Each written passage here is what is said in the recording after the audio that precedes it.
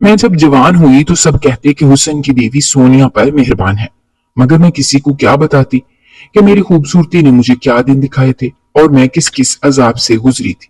और यह सिलसिला यहीं तक नहीं था, बल्कि मेरी बदनसीबी ने तो मेरा पीछा आखिर तक नहीं छोड़ा।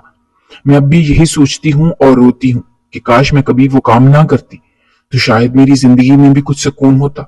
मगर जो हम सोचते हैं वो होता ही कब है। मेरी कहानी बहुत अजीब थी, इतने कि जो सुनता वो बेयकीनी से मुझे देखता रह जाता। मेरा नाम सोनिया है और मेरा ताल्लुक एक गरीब घराने से था। मेरे अब्बा का इंतकाल मेरे बचपन में ही हो चुका था और मेरी अम्मा लोगों के घरों में काम करके अपना और मेरा पेट पाल रही थी। अम्मा बताती कि थी कि जब तक अब्बा जिंदा थे हम अपने गांव वाले घर में रहते थे, मगर जब अब्बा का इंतकाल हुआ तो अब्बा के भाई ने मुझे और अम्मा को घर से निकाल कर वहां कब्जा कर लिया। मेरी अम्मा की एक कजन शहर में रहती थी और कुछ अमीर लोगों के यहाँ काम करती थी। अम्मा ने उससे बात की तो उसने अम्मा को भी दो जगह काम पर लगवा दिया। इस तरह अम्मा मुझे लेकर शहर आ गई। अम्मा को दो बंगलों में काम तो मिल गया था, मगर रहने को जगह नहीं मिली थी। इसलिए अम्मा शुरू शुरू में अपनी खालाजाद बहन जकिया के साथ रहने लगी, जिसने अम्मा को काम पे लगवाया था। जकिया खाला के तीन बच्चे थे, दो बेटियां और एक बेटा, और वो बेवा थी। इनकी दोनों बेटियां बड़ी थी मगर पढ़ती नहीं थी, तो इनमें से एक माँ के साथ काम पर जाती और दूसरी घर पर रुकती थी। खाला का बेटा 7 साल का था और वो स्कूल जाता था। जब अम्मा शहर आई इस वक्त मैं 10 साल की थी। वो मुझे जकिया खाला की बड़ी बेटी के पास छोड़कर खुद काम पर चली जाती और शाम को वापस आया करती थी। मैं गांव के स्कूल में पढ़ती थी, मगर जब से हम शहर आए थे मैं घर में ही रहती थी। अम्मा कहती थी कि कुछ पैसे जमा हो जाएं और यहाँ के रास्तों से थोड़ी वाकफियत हो जाए तो तुझे स्कूल में डाल दूंगी। और फिर 2-3 महीनों बाद अम्मा को जब नए बंगले में काम मिला तो वहीं रहाइश का इंतजाम भी हो गया, क्योंकि वहां अम्मा को सुबह से रात तक काम संभालने थे। इसलिए वहां मालकन ने सर्वेंट क्वार्टर में हमें एक कमरा दे दिया, जहां 2-3 कमरे और थे और बंगले के मुस्तकिल मुलाजमीन वहीं रहते थे। ये बंगला जिसका था वो शहर के मशहूर बिजनेसमैन थे और उनकी बीवी को किचन संभालने के लिए ऐसी मुलाजमा की जरूरत थी जो सफाई के साथ काम करती हो। अम्मा ने मालकन की तवक्को के मुताबिक काम करके दिखाया तो उन्होंने अम्मा को नौकरी दे दी। मुफ्त रहायश के साथ खाना पीना भी मिलता था और अम्मा की तनख्वाह भी बहुत अच्छी थी। मालकन ने एक असूल बनाया हुआ था कि तमाम मुलाजमीन का खाना एक साथ अलग बनता था, मगर वो जो चाहे वो बना सकते थे। किसी किस्म की कोई पाबंदी नहीं थी। हमारे अलावा 3 कमरों में मुलाजिम अपनी फैमिली समेत रहते थे। वो एक एक दिन सबकी मर्जी और पसंद का खाना अम्मा बना लिया करती थी। इस तरह यहाँ आने के बाद बहुत सुकून था। बस मसला था तो वो मेरी पढ़ाई का। एक दिन अम्मा ने मालकन से बात की कि मेरी बेटी पढ़ने में बहुत अच्छी है और मैं इसे पढ़ाना चाहती हूँ। मालकन ये सुनकर बहुत खुश हुई कि अम्मा ने अपनी बच्ची को स्कूल भेजने की बात की। उन्होंने अपने चौकीदार से कहकर अम्मा को स्कूल में भेज दिया जहां चौकीदार के बच्चे पढ़ते थे और सबकी तालीम का खर्चा भी मालकिन ही देती थी। अम्मा इनको बहुत दुआएं देती, क्योंकि ऐसे बड़े दिल वाले लोग हर जगह नहीं मिलते। वरना मेरे सगे चचा ने जैसे हमें घर से निकाला था वो भी तो एक मिसाल ही थी। वक्त गुजरता रहा। हमें हमदानी साहब के इस बंगले में रहते हुए 4 साल गुजर गए थे। अम्मा अब तक वो अच्छी खाने का सारा काम देखती थी, बल्कि अब तो वो खाने बनाने में इतनी माहिर हो चुकी थी कि मालकन के एक इशारे पर हर तरह का खाना तैयार कर लेती। यहाँ तक कि छोटी मोटी पार्टीज के लिए अम्मा ही खाना तैयार करती थी। मैं 15वें साल में थी और मैट्रिक मुकम्मल होने में 1 साल बाकी था। स्कूल में और घर में सब कहते थे कि मैं बहुत ज्यादा खूबसूरत हूँ और कहीं से भी एक गरीब मुलाजमा की बेटी नहीं लगती, मगर मुझे फख्र था कि मेरी अम्मा ने मुझे इतनी मेहनत से हलाल रिज़्क कमाकर पाला है। और शायद यही वजह थी कि अल्लाह ने भी अम्मा को अकेला नहीं छोड़ा और मिसेस हमदानी की शक्ल में हमें एक बेहतरीन मददगार अता फरमा दिया। अगर वो ना होती तो शायद हमारी जिंदगी इतनी अच्छी ना होती। जब मेरा मैट्रिक मुकम्मल हुआ तो मैंने अम्मा के कहने पर नर्सिंग कॉलेज में दाखिला ले लिया। अम्मा चाहती थी कि मैं मेडिकल फील्ड में जाऊं और नर्स बन जाने पर जॉब कर लूं। फिर अम्मा ये नौकरी छोड़ देगी, क्योंकि जैसे जैसे साल गुजरते जा रहे थे अम्मा कमजोर होती जा रही थी। मैं भी अपनी माँ को जल्द अज जल्द तमाम जिम्मेदारियों से अलग कर देना चाहती थी। मेरा दिल करता था कि अम्मा अब आराम करे, घर में रहे और मैं कमा कर लाऊं। मैं इसी मकसद के तहत पढ़ रही थी। मगर नर्सिंग के 30 साल में मेरी जिंदगी का पहला झटका मुझे लगा। वो मेरी अम्मा की दायमी जुदाई थी। अम्मा एक दिन किचन में काम करते करते बेहोश होकर गिर गई और फिर अम्मा को कभी होश ही ना आया। चौकीदार और इसकी बीवी अम्मा को अस्पताल लेकर गए तो डॉक्टर ने बताया कि अचानक शदीद हार्ट अटैक की वजह से अम्मा का इंतकाल हो गया है। मुझ पर यह खबर क़यामत से कम न थी।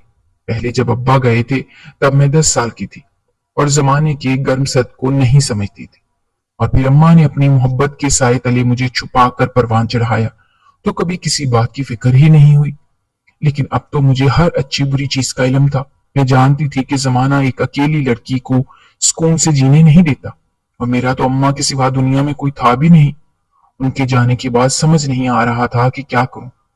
अम्मा को फौत हुए 1 हफ्ता गुजर गया था। एक दिन मालकन ने मुझे बुलाया और पूछने लगी कि अब क्या इरादा है, क्या करना चाहती हो। मैंने उनसे दरख्वास्त की कि मुझे हॉस्टल में शिफ्ट होना है और तालीम मुकम्मल होते ही मैं जॉब कर लूंगी और मजीद आप पर बोझ नहीं बनूंगी। मालकन मेरी बातें गौर से सुनती रहीं और फिर कहने लगी कि ठीक है, तुम्हारी माँ ने बहुत ईमानदारी से हमारी खिदमत की है तो इतना हक बनता है कि हम उसकी बेटी का ख्याल रखें, मगर मेरी एक शर्त है। शर्त की बात सुनकर मैं परेशान हो गई कि जाने मालकन क्या शर्त रख दें जो मैं पूरी कर सकूं या ना। फिर भी मैंने उनसे कह दिया कि बताएं क्या शर्त है। उन्होंने कहा कि 1.5 साल में तुम्हें हॉस्टल में रहने और तालीम पूरी करने का पूरा खर्च हर माह देती रहूंगी, जो तुम हर माह की यकम को आकर मुझसे ले जाया करना। मगर शर्त यह है कि तुम्हारी तालीम मुकम्मल होने के बाद मैं कोई मुनासिब रिश्ता देखकर तुम्हारी शादी कर दूंगी। शर्त सुनकर मेरी जान में जान आई और मैं समझ गई कि वो चाहती हैं कि मैं अपने घर की हो जाऊं ताकि अकेली न रहूं। और मैं जानती थी कि मालकिन बहुत ही अच्छी खातून है, इस वजह से मैंने उनकी शर्त मान ली और वादा किया कि ऐसा ही करूंगी। आप जहां बेहतर समझेंगी मैं शादी कर लूंगी। मेरी बात सुनकर वो मुस्कुराने लग गई और मैं हॉस्टल में जाने की तैयारी करने लग गई। उन्होंने मेरे कॉलेज के हॉस्टल में ही मेरी 6 माह की एडवांस फीस जमा करवा दी और हर महीने मुझे खर्चा लेने के लिए आने का कहा, और मैं उनसे इजाजत लेकर हॉस्टल शिफ्ट हो गई। हॉस्टल आने के बाद मैंने अपनी सारी तवज्जो अपनी तालीम की तरफ कर दी। किसी से दोस्ती वगैरह नहीं रखी, बस सबसे सलाम दुआ थी। पढ़ने में बचपन से ही मैं बहुत अच्छी थी और अब बड़ी तेजी से आगे बढ़ रही थी। अपनी हर कामयाबी पर मुझे अम्मा बहुत ज्यादा याद आती तो मुझे बहुत रोना आता। हॉस्टल में मेरी एक रूममेट थी जिसका नाम नाजिया था। वो मिडिल क्लास घराने से थी और अक्सर मुझसे बातें करने लग जाती थी। इसने अपने बारे में मुझे बहुत कुछ बताया था।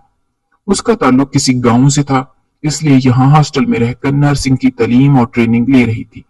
नाजिया बड़ी जिंदा दिल लड़की थी। इसकी अब्बा की गांव में एक छोटी सी दुकान थी और घर में अम्मा अब्बा के अलावा भाई और भाभी रहते थे। वो बताती थी कि इसकी भाभी बहुत तेज औरत थी और इसी वजह से वो चाहती थी कि नर्स बनकर जब जॉब करे तो अपने अम्मा अब्बा को अपने साथ ही रख लेगी शहर में। इसलिए उसने भी बहुत मेहनत की थी। मुझे वो अपनी अपनी सी लगती, मगर इसके बावजूद में उससे ज्यादा घुलती मिलती नहीं थी। मुझे डर लगता था कि कहीं वो भी मुझसे दूर ना हो जाए। इसके बावजूद वो मेरा बहुत ख्याल रखती और मुझसे पूछती रहती कि मैं कौन हूँ, कहाँ से हूँ। और फिर एक दिन मैंने इसे अपने बारे में सब बता दिया। मैं रो रही थी तो वो भी रोने लग गई और फिर इसने अपने और मेरे आंसू साफ किए और कहने लगी कि जिंदगी में खुद को अकेला नहीं समझना, आज से हम दोनों बहनें हैं। और फिर हम दोनों हर जगह साथ ही दिखाई देती थी। कमरा हमारा वैसे ही एक था। नाजिया से दोस्ती के बाद मेरा अकेलापन बहुत हद तक दूर हो गया। अब मैं हर माह जब मालकिन से मिलने जाती तो नाजिया मुझे जल्दी वापस आने का कहती, हालांकि मैं मालकिन से मिलकर 2-4 घंटों में ही वापस चली जाया करती। और जब वो हर 3 माह बाद मुझे या 6 माह बाद अपने अम्मा अब्बा से मिलने गांव जाती तो 5-6 दिन या 1 हफ्ता लगा देती थी। तब मैं बहुत उदास हो जाती। लेकिन जल्द ही हमारी पढ़ाई मुकम्मल हो गई और हम दोनों को एक प्राइवेट हॉस्पिटल में जॉब मिल गई। मगर हमने सरकारी नौकरी के लिए अप्लाई कर दिया था। जॉब के बाद मैं मालकिन से मिलने गई तो उन्होंने कहा कि जब तक मैं तुम्हारी शादी नहीं कर देती तब तक मिलने आती रहना, और मैंने कुछ जानने वालों से तुम्हारे रिश्ते का कह दिया है। मैं इतनी जल्दी शादी नहीं करना चाहती थी, मगर अब अपने वादे से मुकर नहीं सकती थी। इसलिए मैंने मालकिन को कह दिया कि ठीक है, जैसे आप मुनासिब समझे। और दूसरी तरफ नाजिया भी किसी अच्छी मुलाजमत के इंतजार में थी ताकि यहाँ कोई घर किराए पर लेकर अपने माँ बाप को यहाँ ले आए। मगर इसके अब्बा ने भी इसकी शादी का फैसला सुनाकर शहर आने से इनकार कर दिया। इसके अब्बा ने कहा कि हम रिश्ते देख रहे हैं, जैसे ही अच्छा रिश्ता मिला हम तुम्हारी शादी कर देंगे, फिर तुम्हारे शौहर की मर्जी कि तुम्हें नौकरी करने दे या रोक दे। नाजिया को इस बात पर बहुत गुस्सा आया कि क्या फायदा पढ़ लिख कर नर्स बनने का, अगर शादी करके घर ही बैठना था। मगर वो भी मेरी तरह मजबूर थी। हम दोनों ही अपनी आने वाली जिंदगी के फैसलों का इंतजार कर रहे थे कि देखते हैं क्या होता है। मगर जो हुआ वो किसी तरह भी हमारे दिलो दिमाग में नहीं था। एक बड़ी क़यामत थी जो मुझ पर टूटी थी। हुआ कुछ यूं कि एक दिन हॉस्पिटल में एक नौजवान मरीज दाखिल हुआ। अच्छे खासे अमीर लोग थे। लड़के का एक्सीडेंट हो गया था। वो जब आया उस वक्त ड्यूटी पर मैं थी, इसे मैंने ही अटेंड किया, इसलिए इस रूम में मेरी ड्यूटी लग गई। मगर वो लड़का तो जान का अजाब बन गया। मैं जब उसे डोज लगाने जाती तो वो कभी मुझे एक टिक देखता रहता, और एक दिन तो उसने हाथ पकड़ लिया। मैंने हाथ छुड़ाकर इसे बुरा भला कहा और कमरे से निकल गई। इसके बाद मैंने नाजिया को डोज लगाने के लिए वहां भेजा, मगर उसने जिद पकड़ ली कि वो सिर्फ मुझसे डोज लगवाएगा, और बात हॉस्पिटल के मालिक तक जा पहुंची।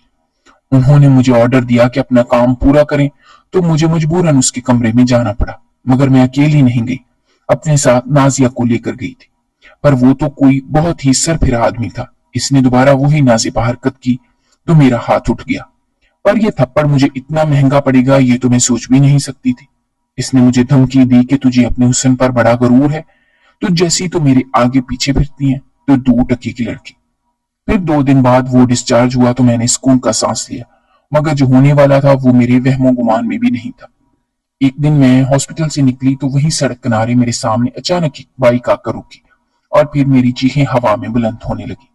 मैंने उसे देखा तो नहीं था कि वो कौन था, मगर मुझे पूरा यकीन था कि ये इसी बददिमाग लड़के ने मेरे चेहरे पर तेजाब डलवा दिया था। वहां 1 हफ्ते तक आईसीयू में मैं रही, वही जिस हॉस्पिटल में मेरी जॉब थी। अब वहां मैं एक एसिड विक्टिम बन चुकी थी। कानूनी कार्रवाई तो हुई, मगर वो पैसे वाले लोग थे इसलिए बड़ी आसानी से बच निकले। मगर मेरी सारी जिंदगी बर्बाद हो गई। तेजाब से मेरे चेहरे की बाईं साइड झुलस गई थी। तावान के तौर पर मेरा इलाज करवाने के लिए एक मोटी रकम दे दी गई थी, जिससे मेरी प्लास्टिक सर्जरी हो गई।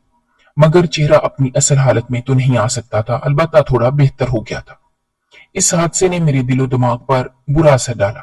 मेरी माँ जहां काम करती थी, इस बंगले के मालिक हमदानी साहब ने मेरा केस लड़ने के लिए अपील की, और कुछ अरसा केस चलता रहा।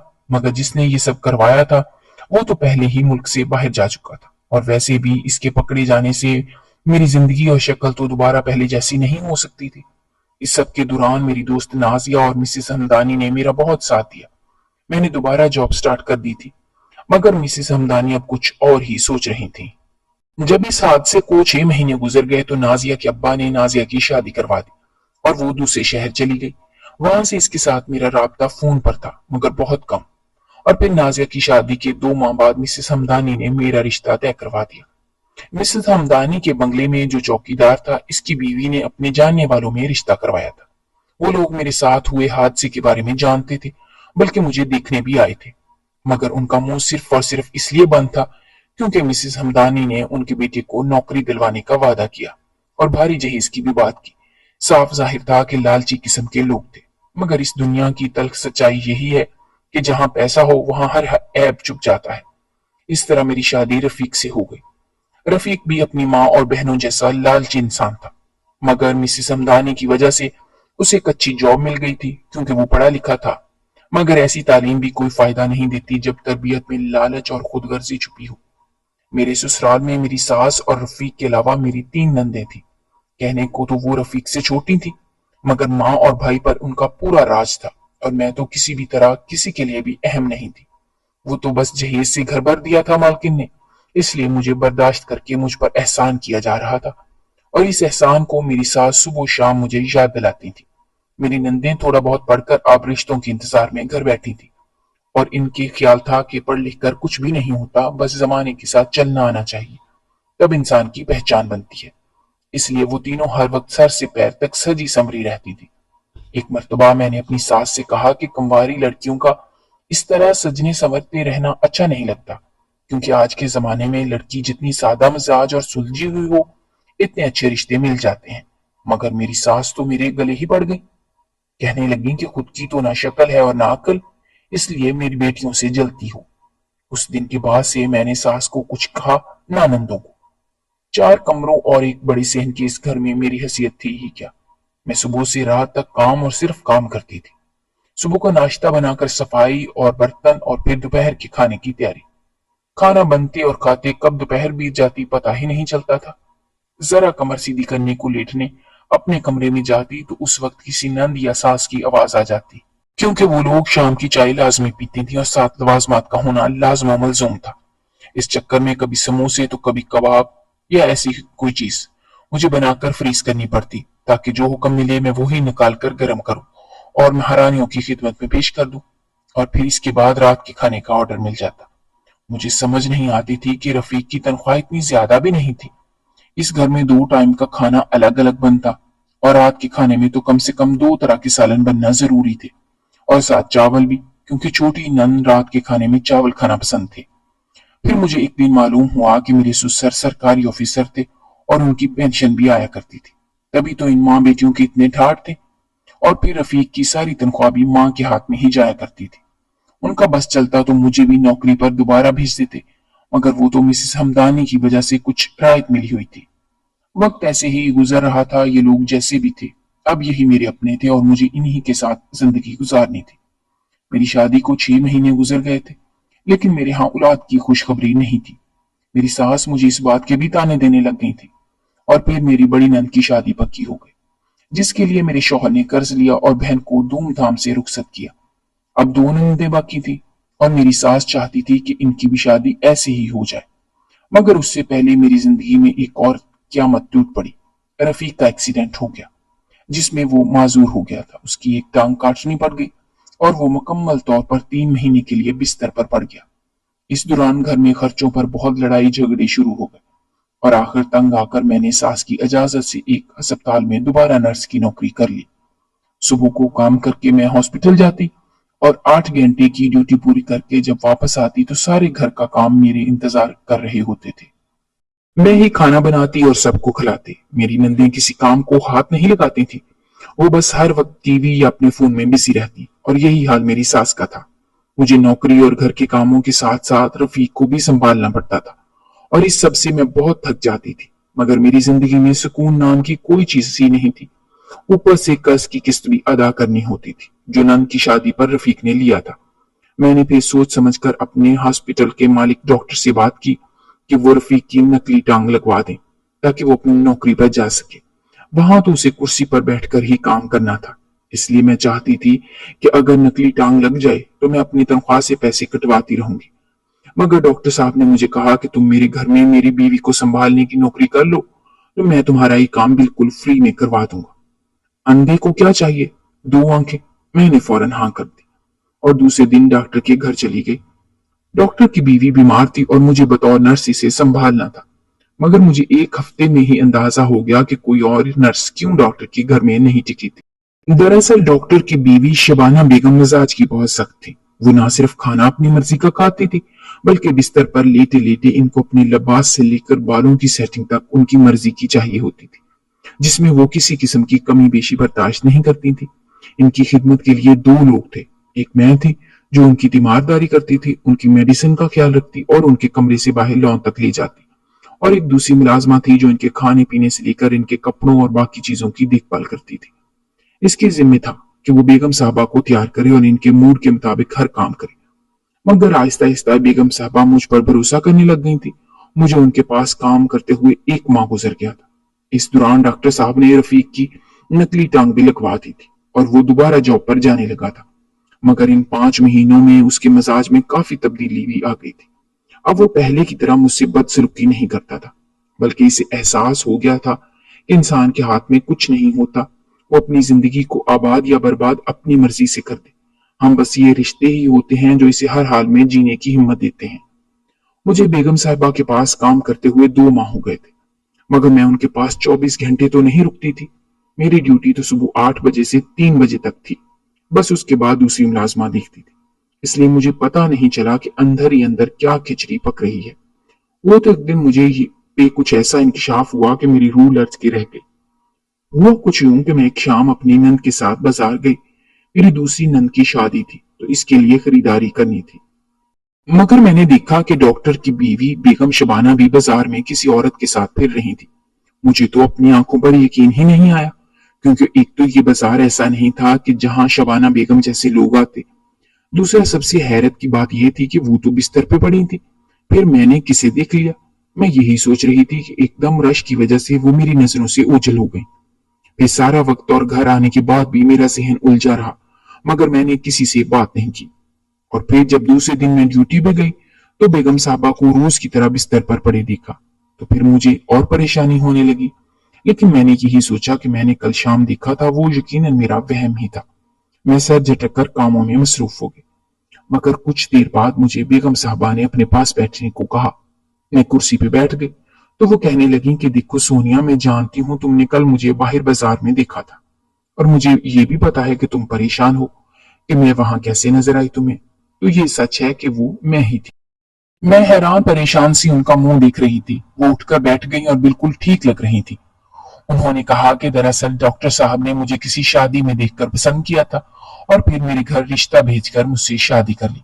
मगर मैं गरीब घर से थी और डॉक्टर साहब बहुत बड़े हॉस्पिटल के मालिक थे, इसलिए उन्होंने मुझ पर कई तरह की पाबंदियां लगानी शुरू कर दी। मैं अपनी मर्जी से कहीं आ जा नहीं सकती थी, अपने गरीब रिश्तेदारों से मिल नहीं सकती थी और तो और वो मुझ पर शक भी करते थे, जिसकी वजह से मैं मुसलसल जहनी तौर पर बीमार रहने लगी और डिप्रेशन में चली गई। मैंने हर चीज छोड़ दी, यहाँ तक कि मैं चाहती थी कि डॉक्टर साहब मुझे छोड़ दें, मगर उन्होंने ऐसा नहीं किया और मेरे बीमार होने पर मुझे बेहतरीन इलाज मुहैया कर दिया। मेरे लिए मुलाजम और नर्सें रख दी, मगर मुझे समझने की जहमत नहीं की और ऐसे ही 2 साल गुजर गए। अब कहीं जाकर उनको समझ आने लगी है, मगर अब मेरा दिल उनकी तरफ मायल नहीं होता। मैं पिछले 6 माह से बिल्कुल ठीक हूँ, मगर नाटक करती हूँ कि मैं बीमार हूँ ताकि वो मुझसे दूर ही रहें और बेशक दूसरी शादी कर लें, मगर जो है अब तक वो तुम्हारे सामने है। कल शाम मैं अपनी बहन के साथ गई थी क्योंकि डॉक्टर साहब तो वैसे भी रात देर से घर आते हैं। मैं ये सब सुनकर खामोश हो गई। उनकी जहनी हालत में समझ रही थी। मैंने तय किया कि डॉक्टर साहब से बात करूंगी और फिर अगले दिन मैंने उनसे बात की। वो शर्मिंदा से नजर आने लगे और उन्होंने कहा कि वो मुझसे वाकई बहुत बड़ी गलती हुई, मैं इसको सुधारने की कोशिश करूंगा।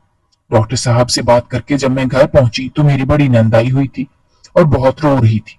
मुझे देखते ही इसने मेरे सामने हाथ जोड़ दिए और माफी मांगने लगी कि भाभी, हमने तुम्हारे साथ बहुत ज्यादतियां की हैं, मुझे माफ कर दो। मैं समझ नहीं पा रही थी कि वो ऐसा क्यों कह रही है। मेरी सास भी रोने लगी और मुझे बताया कि मेरी नंद के शौहर ने इसे घर से निकाल दिया है क्योंकि वो पैसों की डिमांड कर रहा है। रफीक भी वहीं सर पकड़े बैठा था। मैंने अपनी नंद और सास को तसल्ली दी और रफीक को कमरे में ले गई।